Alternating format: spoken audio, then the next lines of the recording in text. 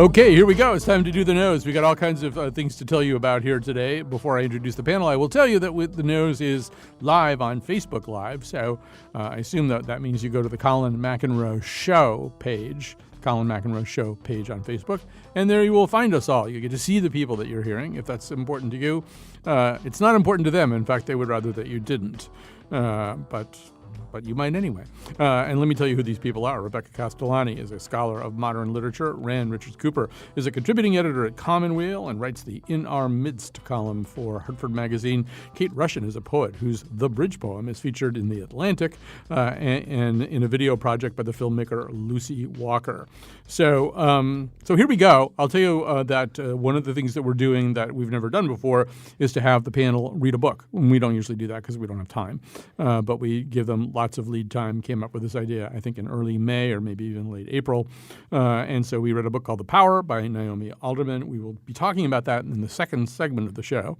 And then call it serendipity or call it just, when you're looking for something, you find it. There seem to be a lot of other topics that kind of fit in with some of the themes in The Power. The themes of The Power have to do with sex roles and violence. And so it just turns out that Washingtonian Magazine has published this week an oral history of the Bobbitts case, the John and Lorena Bobbitts case 25 years later. Not so much violence in the second topic. ESPN's body issue, which shows the beautiful bodies of both male and female athletes, is making history this year both in Connecticut and in the country at large by putting on the cover two female athletes who are girlfriends, and one of them is our own Sue Bird. We're going to talk a little bit about that, too. The other one is the soccer player, and I'm being told by the booth it is Rapinoe, or at least in the clips that we've heard it's Rapinoe, but it might be Rapinoe. Megan Rapinoe, the soccer player, is the other woman in this rather striking and lovely nude picture. All right, well, that is to come. So let's start with the Bobbitts. And really kind of right before the O.J. case in a lot of ways, there was this other thing that I think portended what a so-called media circus could become like. It was the case of a married couple in Manassas, Virginia. According to Lorena Bobbitt, her husband forced himself on her sexually, and not for the first time, at the end of a long night of carousing without her. And her response when she woke and he still slept was to fetch a knife and cut off his penis. And that was even a difficult thing to say on the air back then. People didn't say penis that much, believe it or not, or really hardly at all. And it became a national story, an international story, and the stuff of late night comedy. The penis, we should say, was reattached surgically, even though it was not. Mr. Bobbitt and his penis did not arrive at the hospital at the same time. He showed up first. They had to go looking for where the penis had been thrown. It had been thrown out of a car window by Lorena Bobbitt. It was in front of a 7-Eleven. It was packed in, I think, a hot dog bag of ice. I don't know. There's a bag that was used for hot dogs. I mean, that's a little bit almost too perfect. But all right. So, Rand, you must, first of all, remember all this, right? You must remember this. A slice is just a slice. Well, I remember it through a special lens. In the early 90s, I was living in Germany, and I'd been living in Germany for about 5 years. So when this happened, the first thing I'll say is that when this happened, and then when the O.J. case happened, it was one of those moments when, immersed in a somewhat different culture, you wonder, what the heck is going on in America? Are we going completely nuts?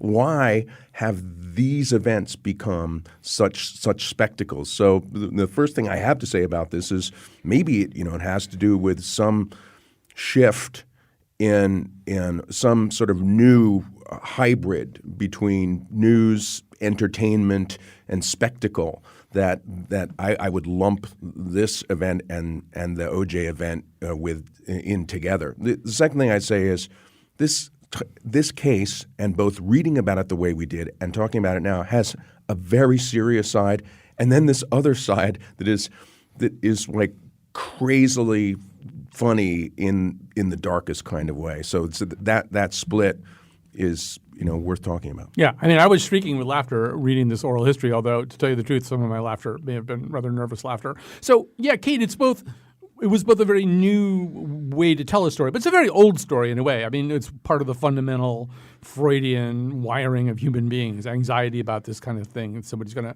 cut off your penis is, I mean, it's almost part of our myths. And it just that it never really actually happens. I mean, we don't really we might have dreams about it. We might have old stories about it. But suddenly it was there as kind of a thing we could look at on the news.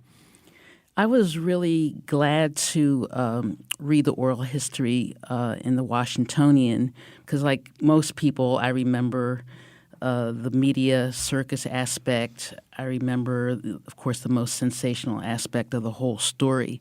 So I was glad to read it again to see that in the trial, John Wayne Bobbitt was not found guilty of marital rape with which he was charged.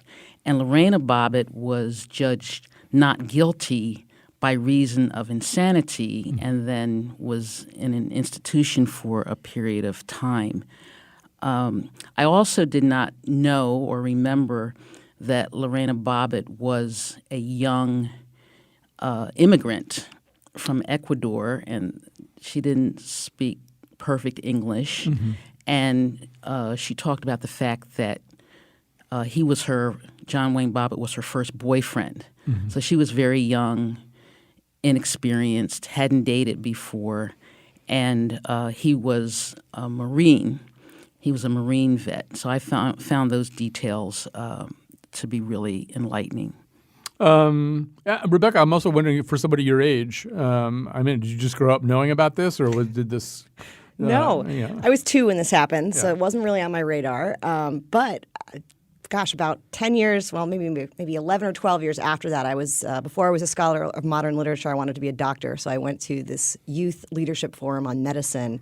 And I will never forget, really my only memory from this was this story going around as like medical lore. Like this guy had his penis cut off and they reattached it, they put it on ice. So it was like this nerdy medical story. And that was really my only frame of reference for it. So reading this summary of, all the ins and outs, I was not aware, as Kate said, that, she was not guilty by reason of insanity and he was just not guilty, full stop. And then he went on to have a career based off of this. I mean, he's had a career in porn. He's made a whole spectacle and livelihood off of this horrific incident while she's completely, she had to spend time in a psych ward, and then she completely retreated from the public eye, got married. So I just think it's a really interesting microcosm as to how we really haven't ever treated women's stories with the same validity as we treat men's stories, and there's more excuses available, I think, a lot of the times. Well, I mean, although I just have to pause and say, if you cut the penis off a sleeping person, I mean, you probably there's only a few things that can be said about that, and one of the few things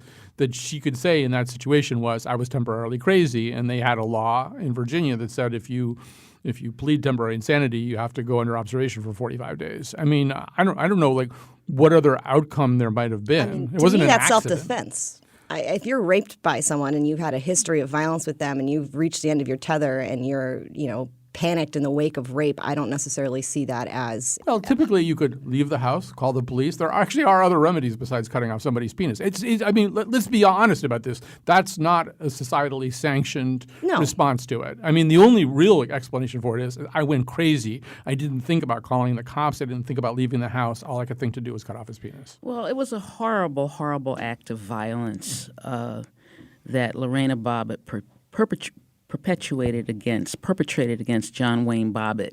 But what gets lost in the story is the horrible violence that he had repeatedly visited upon her leading up to that situation, that horrible situation. I don't think that really gets lost. When I was a kid, mid-'60s, there was a woman in our neighborhood. She had 2 young sons whom I knew, and her husband was also in the military. Abused her badly, and he had a gun in the house, and one night she shot him, and he died. And she was convicted of manslaughter, and her repeated testimony in the trial that she had been abused for a long time was given really no credibility.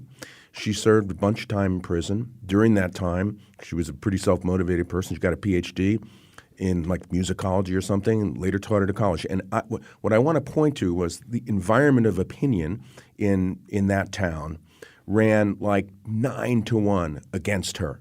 She got away with murder. Well, she didn't get away with it. She did a lot of time. One way I see the Bobbitt case is that the sort of ambient opinion surrounding what constitutes a justified response of a woman to sexual marital violence between 1965 and this case had changed a lot. And this case did something to change that. And that I see as the serious side of this. I would urge people to read, and Colin, you probably got a link on your to read. Now, shifting to the funny side of this, we all know that sort of dark humor is a kind of self-protective device. Some things are so awful in like the mythic Greek sense that Colin invoked, that we can hardly really behold them. So we shield ourselves with humor. The testimony of the people involved in this oral history is just one parade of really awful jokes after another, so that you're simultaneously laughing, and as Colin said, you're sort of trembling at the fact that you're laughing. I think the males in the room could probably feel that way. For me, I felt a mounting sense of that my whole narrative of this had betrayed the facts of the story, which is that I thought this was a humorous story about a woman having enough and chopping off her husband's member without realizing the greater context the story was framed in, which was years of abuse. As Kate pointed out, a young immigrant woman with not a great grasp on the English language. And at the end of the day, in my opinion, rape is violence committed against genitals. And I don't see this as a huge rape is one thing, but cutting off somebody's penis is like that's so much more egregious than raping someone. I think that rape is as egregious as it gets. Well, one thing about this is, and maybe this is Duran's point a little bit, is their immediate response, both of them, was to hire publicists. They both hired publicists, and this is the dawning of something new. I mean, in a way, stories like this that play out in the press, they're very old. I mean, you can go back to the Evelyn Nesbit Stanford White murder case that just dominated newspapers. It was one of the subplots of the book Ragtime. Things like that involve famous people doing horrible things to one another. That's not that new.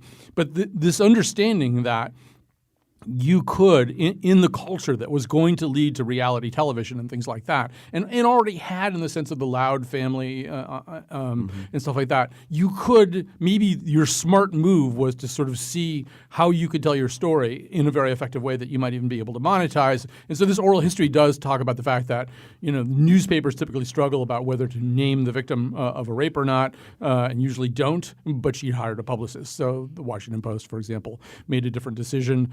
I think it was the Vanity Fair article. They showed up with a very famous photographer. The publicist said she's not getting in the swimming pool. And according to the photographer, minutes later, Lorena Bobbitt was in a bathing suit in the swimming pool for part of the photo shoot. John Bobbitt was doing exactly the same thing. And Rebecca, as you say, ultimately just became a porn actor. Yeah, and in the name of his film, John Bobbitt Uncut. Yeah. So I don't know. I mean, yes, this is there's tragic components of this on either side, but in a way, this is also a story about how people learn to monetize tragedy in the United States and go after some other brass ring, pretty quickly. I think it's also the case that helped bring the terms domestic violence, woman and marital rape more into the national public conversation, which I think was really important. One important thing that came out of the case.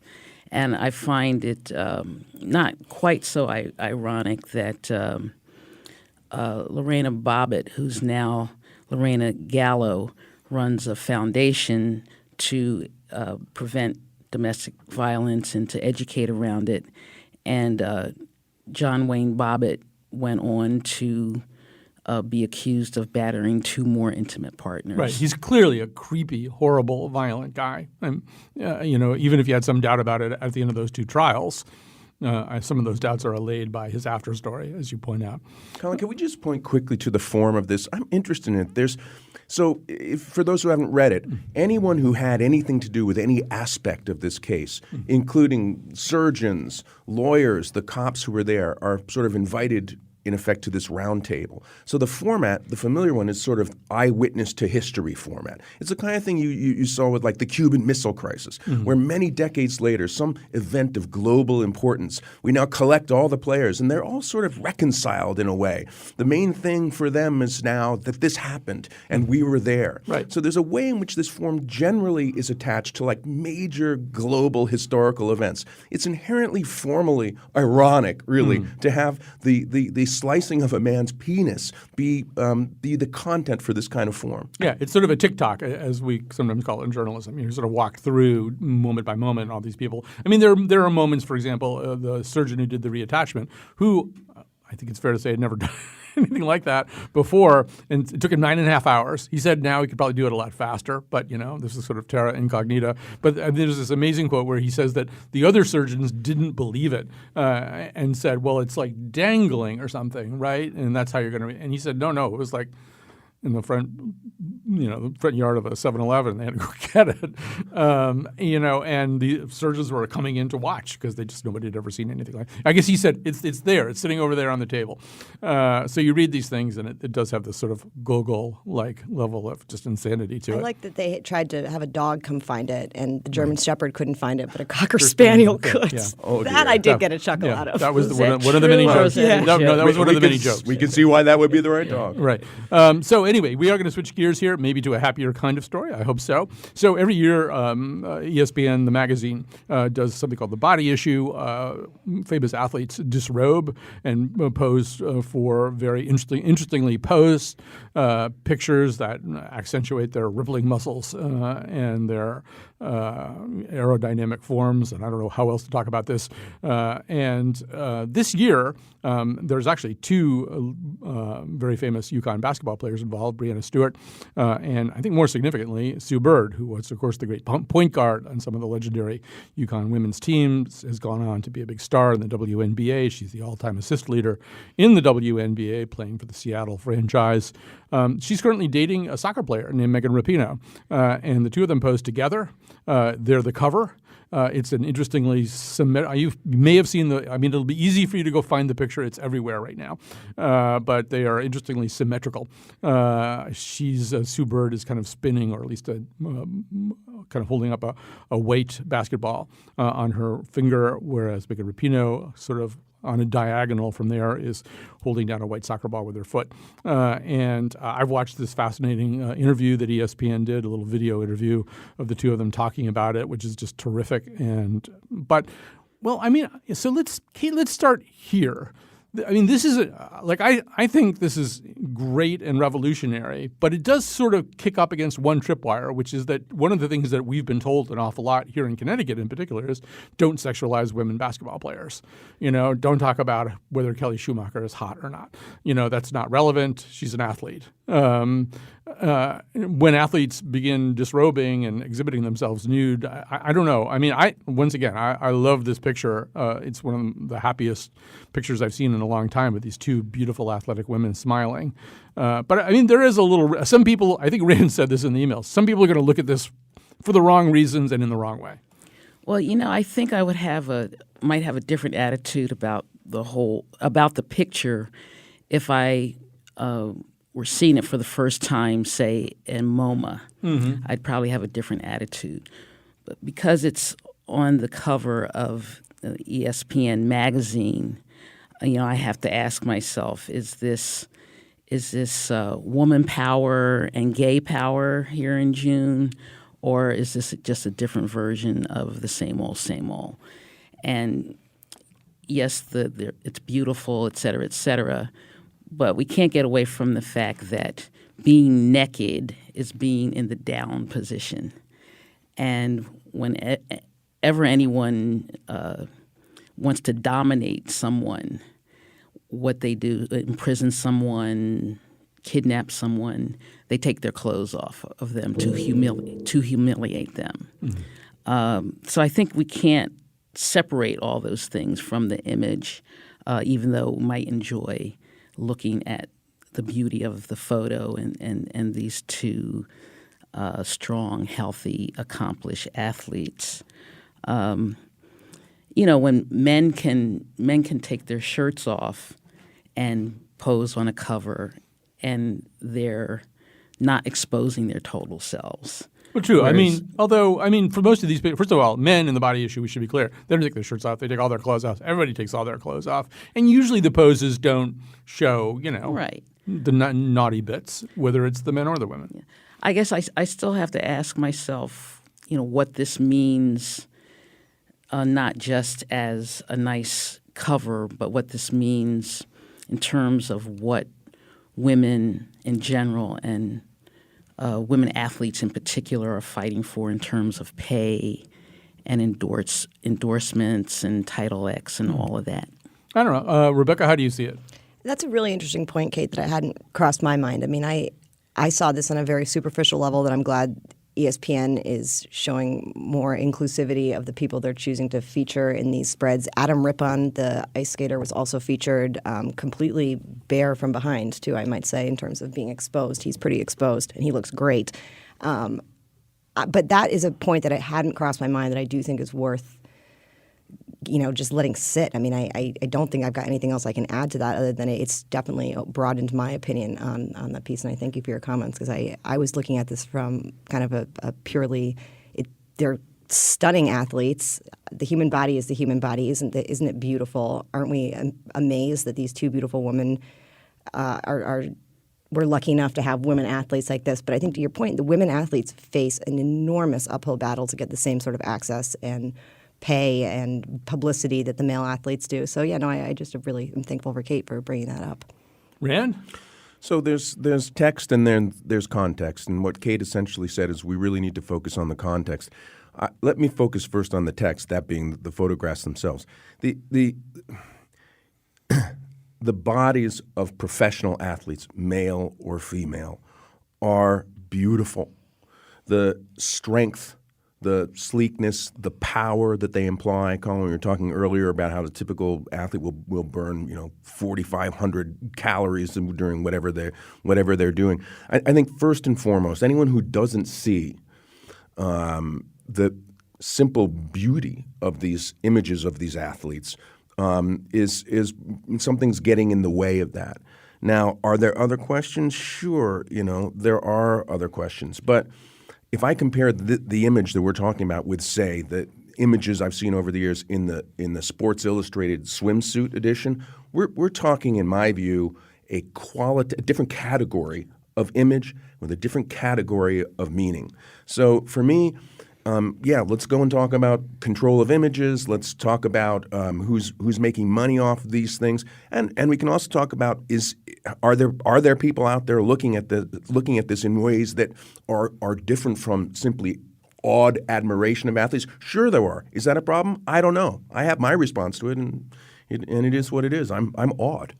Yeah, I do think this is sort of revolutionary in a couple of other ways. I mean, and I think it's really important that it's Sue Bird, and I'll say why. Sue Bird, first of all, has not really been out as a gay woman for very long at all, and she had some real reluctance. She talks in one thing that I can't remember whether I read this or there's this tremendous video interview with the two of them, I think on ESPN's site, but she was talking about it during the most recent Olympics. There was a questionnaire, 25 things you didn't know about this Olympic athlete. And the last thing she wrote was, I'm gay, for number 25. And then she crossed it out. She's had a little bit of uncertainty about, how out she wanted to be. And I think for her in particular, if you don't follow UConn women's basketball, and this is going back to the 90s or early aughts anyway. I've lost track of the time. But let me just put it this way. I know a lot of middle-aged guys from that time who had really big crushes on Sue Bird. She had this kind of America's sweetheart quality to her. And I think it's really important for everybody to see, well, in fact, she's made a different way and she's oriented a different way and deal with that. And she's chosen to be with this pretty fabulously streamlined, athletic, similarly composed soccer player. And that's it. I'll tell you, there's some guys in Connecticut who are going to have to swallow hard at that one. They have their own idea of who Sue Bird was, and they had their own little quiet man crush on her. So I think it's a really big statement. And ESPN's going to try to make some money off of this, as they always do.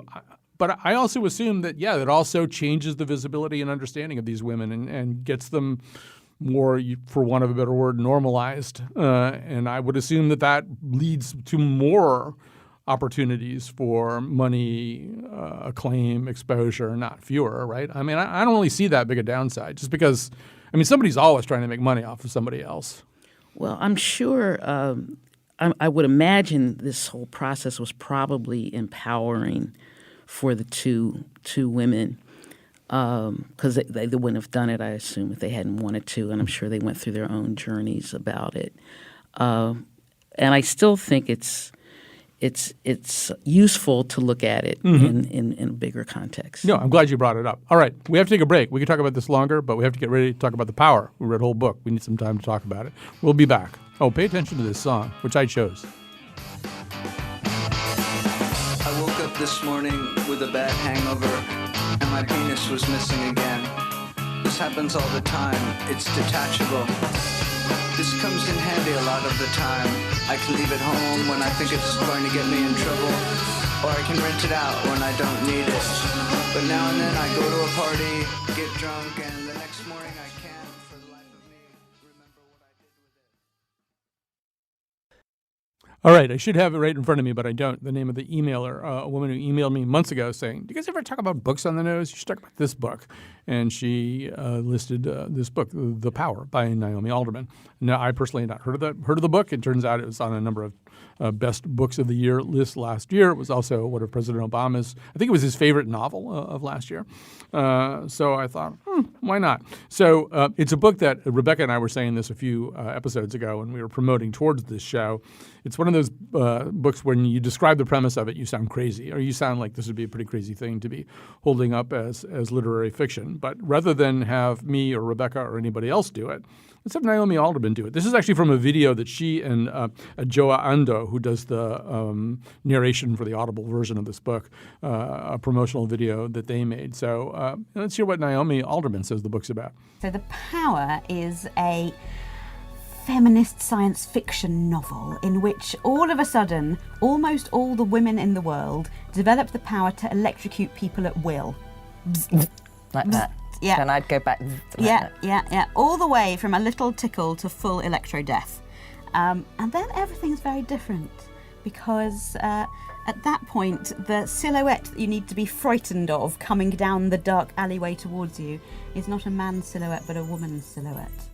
And so on. So, Kate, I'm going to have you get us started here. This is a book we should say, well, maybe I can just set up a few things about the book. The book is framed as something taking place, we don't know exactly when, but there are kind of hints that go along that it might be far in the future. But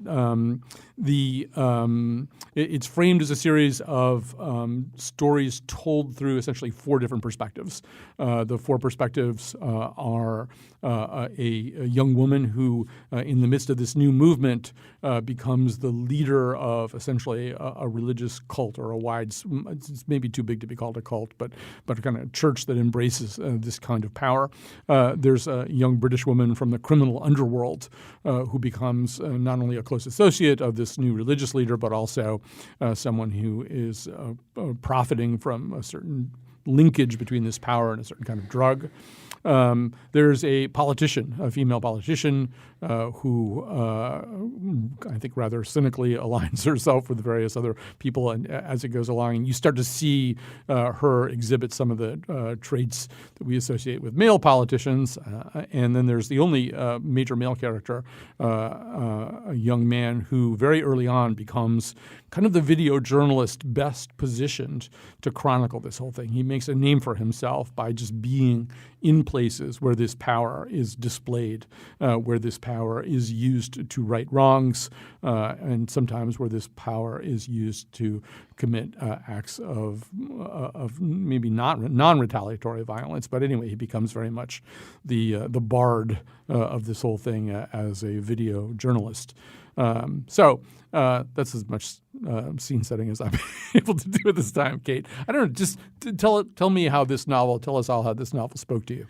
Well, I found it to be really interesting in the way it explored power in various realms, as you've mentioned, power in terms of gender relations, intimate relationships, religion, politics, journalism, the media.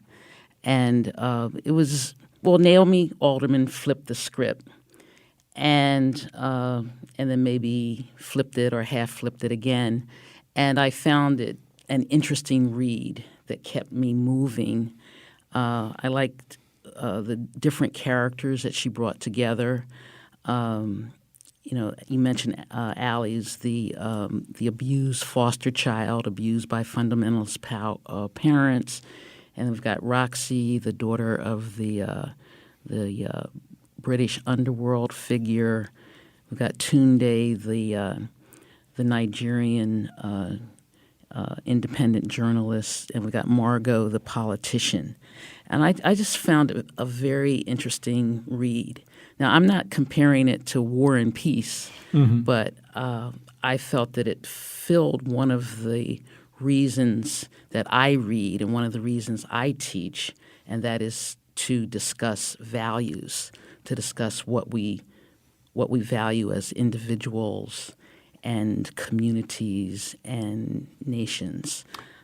Rain, I think that's something that came out as we were emailing copiously about this book over the last couple of days. I mean, the book works two different ways, or it is two different things. One of them is, as is not unusual for a novel, it's a thought exercise that makes you, that invites you to think very differently about your world, that asks a series of what-if questions that then lead to quite a bit of philosophical contemplation. I think it's hard to read this book and not be reacting in a lot of different ways to that. And then it's also a novel, and I think you and I both had a feeling that it was more successful at one of those things than the other. Although I completely was, like Kate, I think pretty gripped by the novel part of it. So there's I'm loath to lead with reservations. Why don't I say what I liked about this? Good idea. I found this book very enjoyable and hard to put down. I read it in two long sittings on 2 afternoons.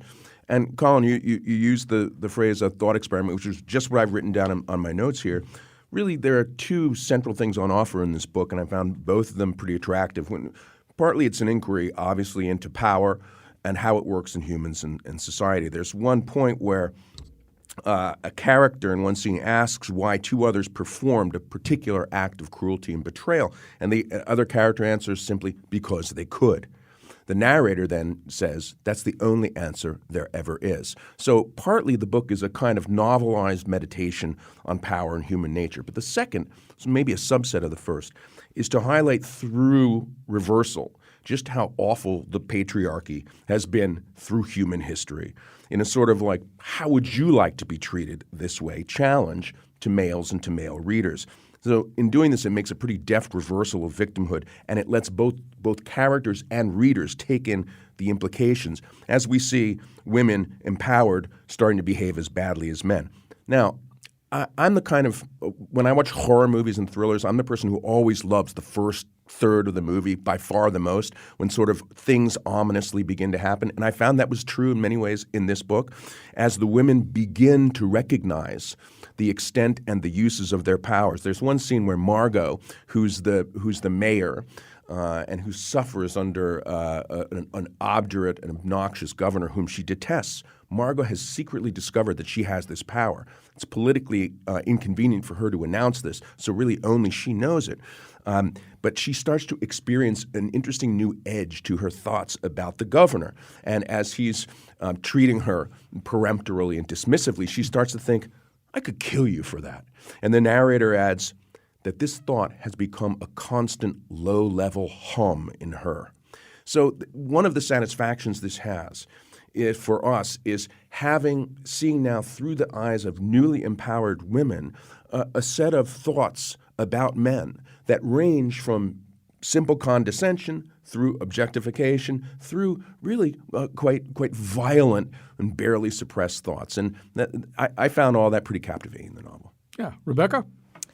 Yeah, I mean, it's hard to say this without seeming like I'm crazy, but I really read this book with the first time I read it, I did it all in one sitting. It completely gripped me. I haven't had an experience with a book like this in a long time where I was back to that childhood feeling of I have to just get under the covers and read this until I stop, until the story's over.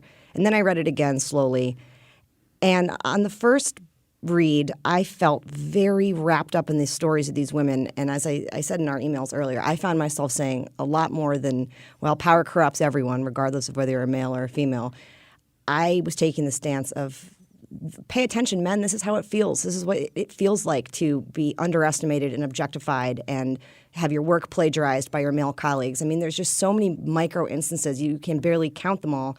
But that to me was what was the most powerful thing about this book. And I believe it was the NPR book reviewer who said that men read this as a terrifying dystopia, whereas women read this as a fairly accurate assessment of things as they are. And to me, that was more powerful than the novelization. I thought it was a good novel. I thought it, for what a novel is supposed to do, it kept me interested. I thought that the characters were compelling. I thought it was cleverly done the way she threaded things together.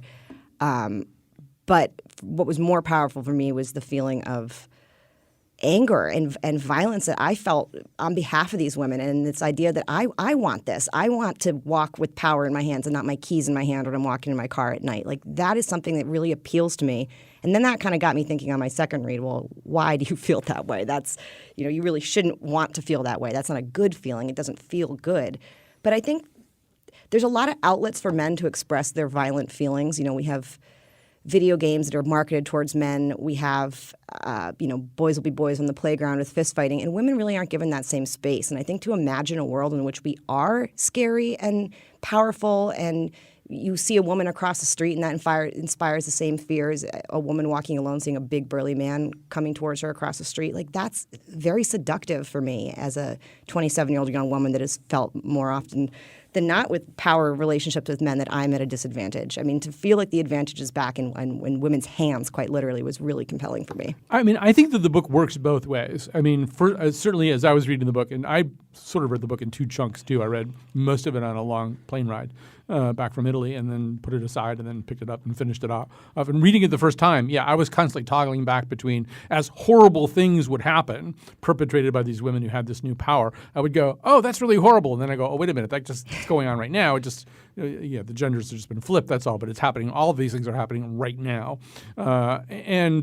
But then ultimately, and I think it is like the second half of the book, and Alderman herself is on the record about this. I mean, what she says is obviously she wants everybody to understand that first point very much, but she also believes that men and women aren't better than men aren't better than women, that she does believe that if there's nothing about your chromosomal array that makes you into this horrible person, it's the power that you have. And whoever has the power is probably there are going to be people within that group who will really abuse the power. And I thought that was a pretty courageous second message. The first message is clearly, as you say, this is happening right now, and it's not okay. But the other part of it to say, but on the other hand, I can't really imagine it would be any different if the script were flipped. She's a little bit more out on a limb there. People may not all want to accept that idea. Well, I've got a couple of responses. First, I want to follow up on the previous comments.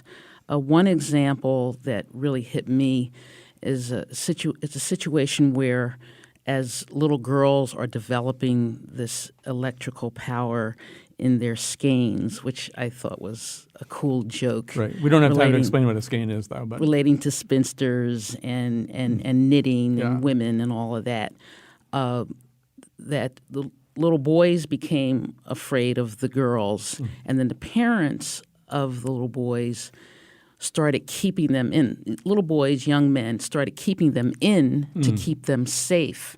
And what flipped in my head is how for centuries in all societies, girls have been kept in to keep us safe. Girls and women have been kept in to keep us safe. And it struck me as how awful that is, that's the case. And I guess the point I want to make is, of course, I have the knowledge of how women have been treated around the world through the centuries in all societies. But reading it in this story, in this narrative, hit me in a different way when I saw these parents being afraid for their boys. And I thought, whoa, and it's also awful. It hit me in a new way that how awful it is that that parents have to be afraid for their girls as well. We want to have time for a long discussion of it, but time is moving very fast here. We might only have time for, I don't know, Rand, if there's a particular thing you want to say. Well, so the downside of being a thought experiment, in my opinion, for a novel is that you sort of have a basic point, and once it gets made, a question I have as a reader of this novel is what's left? Well, to make it over and over and over again? I had the thought that maybe this novel could have worked as a brilliant short story, sort of like Shirley Jackson's story, The Lottery. I thought about Jonathan Swift's essay, A Modest Proposal. I felt like the novel as a novel didn't really deepen or expand, but it was simply left to enact its thesis over and over again. And I would also say I often thought of this as a movie in the making. The novelist and essayist Annie Dillard, who used to teach at Wesleyan, once said that sometimes when she's reading a novel, she smells a rat. And the rat is that the writer really intends this as a movie. And there were some scenes like when Jocelyn and Daryl are fighting, or the first image of is it Roxy or Allie setting the sea on fire. And I thought, they've already got the film treatment in place. That bothered me a little bit. The final thing I would say is that you asked, Kate, a great question in one of the emails. You said, well, compared to what? Well, what are we, if we say this is a good or not good novel, what are we comparing it to? I thought about three other novels that do some of the same stuff. One is called My Absolute Darling by Gabriel Tallant, who's the son of novelist Elizabeth Tallant. It's about and told through a girl who's living out in the woods with her brutal survivalist father. Another is a book we've discussed here, All the Birds Singing. I don't read a lot of sci-fi, but Station 11 by Emily St. John Mandel.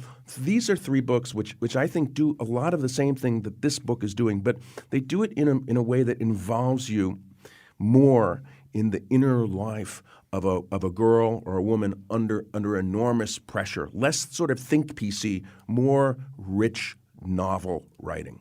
And I got to jump in with a burning. Yeah. The other compared to what is, folks should check out to see what so-called young adult novels that their kids are reading, and compare it to this. And I would recommend this over most of those YA novels that your kids are reading.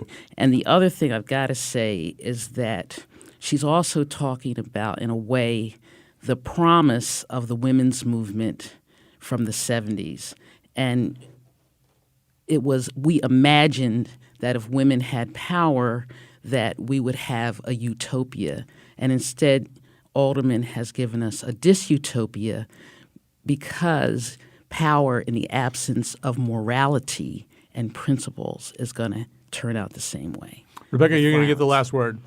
Gosh, that's a lot to ask. I mean, I would push back a little bit on the claim that it would be better as a short story. I wanted more. I wanted more with time with these characters. I felt like I knew them and they were my sisters at the end of it, and I wanted to hear more about Jocelyn, who we got a little bit of. I wanted to get more from her. I wanted to get Jocelyn, we should just say, is the daughter of the somewhat sorry. cynical politician. Margot. She's experiencing her powers a little bit differently than the other characters.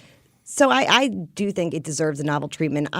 Yes, of course, it occurred to me that it would be a good movie. It's very visual in that regard. I didn't have the same alarm bell thinking that this was written purely from a stance of wanting to become a blockbuster. I actually believe that they've already sold the rights for it to be a television series, which I actually think would be better. It'll work better that way. Yeah. All right, we need to wrap up here just so we'll have time for you guys to make endorsements. The book is The Power. It's by Naomi Alderman. I think all of us would really recommend that you get it, that you read it. I think all of us were at least pretty riveted by it.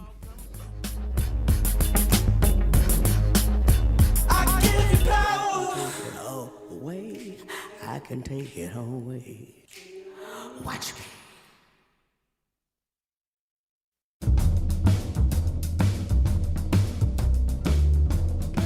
Today's show was produced by Betsy Kaplan, who really can shoot electricity out of her hands, but she just doesn't make a really big deal out of it. And by me, Kyone Wolf. I can microwave food by shooting rays out of my butt. Amanda Fish can shoot bubbles out of her... Never mind. The part of Bill Curry was played by Gino Auriemma. On Monday's show, the scramble is all over this weekend's news. And now, back to Colin. All right, we've got time to do endorsements. We don't have a lot of time to do endorsements. I'll start over here. Rand, get us going. Very quick, the restaurant Poron and Pina at the Goodwin Hotel. It's great. Yeah, I've been there. It's terrific. Tyler Anderson's new place down there. Second, if you need a key cut, I would suggest going to West Hartford Lock on Prospect Avenue. They have, I'm writing about keys currently. They have keys that are hundreds. They have like 20,000 keys in there. And the guy, Tom, who cuts your key, has been cutting keys there for 25 years. And he can tell you all these stories about what those keys represent. And keys are sort of disappearing. So fascinating thing. Finally, although this group doesn't need a boost on the show because they have a lot of connections, CT Improv, that's SEATEA Improv. They just do great stuff downtown Hartford. I did a movie dub thing with them a few weeks ago. And I had such a blast. I think I had more fun at this thing than I've had, in months. I actually ran into two of them on the New Hartford line to New Haven, and they were talking about your performance and praising it. Rebecca, what have you got? So besides The Power, which I highly recommend, and anything written by Margaret Atwood, who actually advised Naomi Alderman's writing of this book, I've endorsed Margaret Atwood enough times, though, already. So I'm going to endorse, it's peak Collinsville season. The farmers market is back. The Collinsville Co-op is booming. There's lots to do and see. The paddle boards are on the river. So if you're looking for a fun weekend, come check out Collinsville. It's a nice place. I just want to say, when Rand endorsed that restaurant, I've never been to the restaurants that Rand endorsed. I've actually been to that restaurant. I'm so thrilled for myself. All right, go ahead, Kate. All right, every year I look forward to Monday Night Jazz in Bushnell Park in Hartford. It starts on July 9th. I've just started reading Wade in the Water by Tracy K. Smith, U.S. Poet Laureate, and I'll be interviewing her at the Sunken Garden on July 11th. And thinking about what's going on in the U.S. today, I recommend the 1993 movie Rabbit Proof Fence. It tells the story of a so-called Aboriginal girl who was taken away from her family by the government of Australia with thousands of others. The person, Daisy Cottabile, who was the subject of that movie, just recently passed, and her obit is in The Guardian. That's a great connection you just made. I mean, I would in a million years I wouldn't have made that connection, but it's absolutely spot on, and that's a terrific movie too. But yes, so Rabbit Proof Fence, that's great. Okay, so you're reading. I may have mentioned this book once before.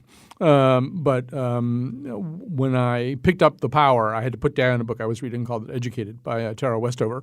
And the books are kind of related. Tara Westover's book is the story, is her story of growing up in what amounted to an extreme Mormon cult that consisted entirely of her own family, presided over by her father and then her mother and many siblings. And she grew up with no birth certificate. She grew up with no public education whatsoever.